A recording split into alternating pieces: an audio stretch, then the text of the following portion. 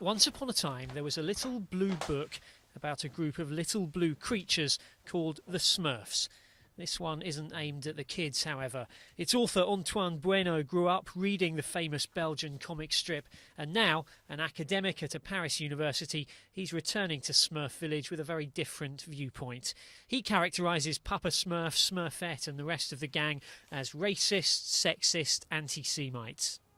The first comic strip, The Black Smurfs, was intimately concerned with what you might classify as a racial threat, because in that album the Smurfs are sick, and when they're sick they don't turn purple or red or anything like that, they become black, and when they become black they lose all trace of intelligence, they become completely moronic, and furthermore they can no longer speak, they just go nyap nyap nyap nyap. The accusations haven't gone down well with the cartoon's fan base. Online commentators say he's idiotic, a wrecker of childhoods, or simply completely smurfed. And here in comic-crazy France, there are still plenty of Smurfs fans of all ages. You can like them or not like them. There are loads of books you won't like, but talking about isms with the Smurfs seems completely uncalled for. I noticed the other day with my son, hey, there's this character called Azrael who's evil, so there are connections.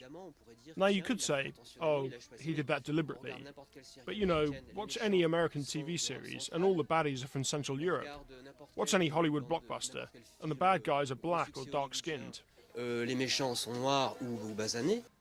Antoine isn't worried about his detractors, though.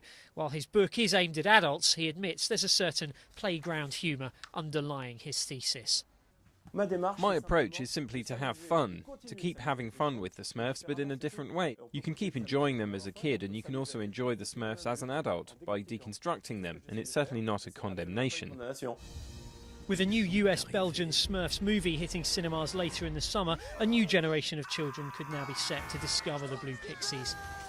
And if they've successfully fended off the evil wizard Gargamel for over 50 years, a new battle with political correctness may not pose too much of a problem.